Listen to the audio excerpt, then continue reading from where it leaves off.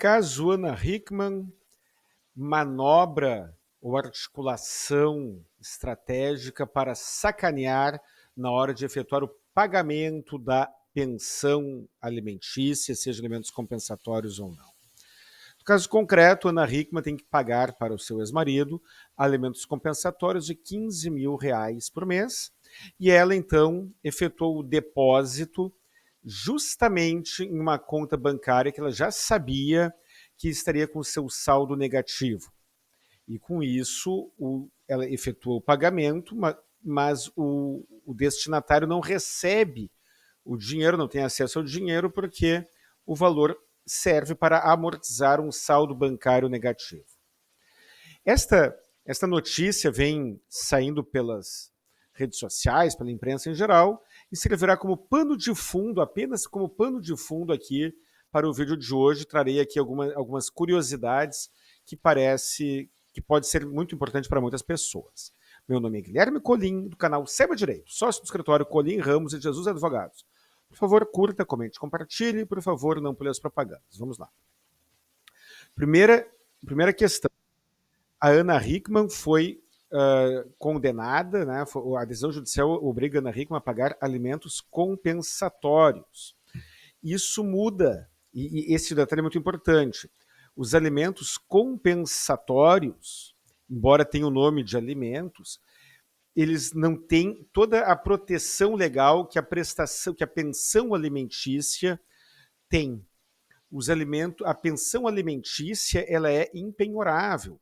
Então vamos imaginar uma outra situação. Você está recebendo uma pensão alimentícia e é feito o depósito no banco, o saldo está negativo, o banco vai lá e pega o dinheiro. Você consegue discutir com o banco, provando que aquele depósito tem natureza alimentar, portanto é impenhorável e o banco tem que lhe devolver o dinheiro. Isso vale para a pensão alimentícia, vale para qualquer verba com natureza alimentar. Então, no caso da pensão alimentícia comum, este problema seria facilmente solucionável. É claro que no caso da Ana Hickman, os sinais são de que ela fez para sacanear, né? Os sinais, eu desconfio que ela tenha feito isso para sacanear. Mas independente da intenção dela, ou melhor, voltando para as situações mais comuns do dia a dia, se a pessoa tem que pagar uma pensão alimentícia, aquela pensão alimentícia comum, e quiser sacanear, desta maneira ele não obterá muito sucesso, ele trará alguma dor de cabeça, mas o destinatário da pensão conseguirá resolver o problema. Agora, os alimentos compensatórios, embora eles tenham o nome de alimentos, eles não são impenhoráveis. Então lá o Alexandre Correia, o destinatário do depósito, recebeu o valor em uma conta na qual ele teria um saldo negativo, uma conta em conjunto com ela, se não me engano, que ele teria um saldo negativo e o valor foi lá, o banco pegou o dinheiro para amortizar aquela dívida e ele sequer tem o controle desta situação. O pagamento não foi voluntário. O pagamento que ele fez não veio da vontade dele, usarei esses R$ 15.000 aqui para amortizar a minha dívida com o banco. Não, foi fruto de uma imposição por conta de um depósito ali ocorrido. Neste caso, como falei, ele não consegue muito sucesso em uma discussão com o banco, porque esta verba não é impenhorável. Mas quando o devedor de alguma obrigação, seja ela qual for, precisa efetuar algum pagamento de alguma forma específica, através de depósito de tal maneira, e ele efetua o pagamento de outra maneira, ele não quitou a sua dívida. O problema é saber se há ou não uma determinação de depósito específico. Vamos imaginar, e isso não vale apenas para a pensão alimentícia, vamos imaginar uma situação simples. Eu me envolvo num acidente de trânsito, eu bato no carro de você, querido inscrito aqui do canal, e aí nós fazemos um acordo em juízo. E neste acordo eu me comprometo a indenizá-lo através de 10 parcelas de R$ 1.000 cada. Beleza.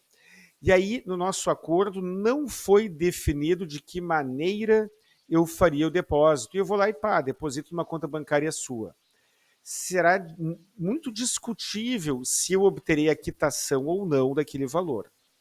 Agora, uma vez comprovada a minha má-fé, eu acredito, e aí a gente cai numa margem de subjetividade, uma vez comprovada a minha má-fé de tendo várias formas de pagar justamente na conta em que eu sei que trará transtorno para o meu credor, eu acredito que eu corro o risco de não obter o efeito liberatório, não obter a quitação daquela obrigação.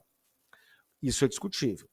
Porém, se no acordo que nós fizermos naquela nossa ação hipotética de acidente de trânsito, em que eu me comprometi a pagar 10 parcelas de R$1.000, se lá tiver especificado que o pagamento será de tal forma, depositado em tal conta bancária específica, eu não obterei a quitação se eu efetuar o depósito em alguma outra conta.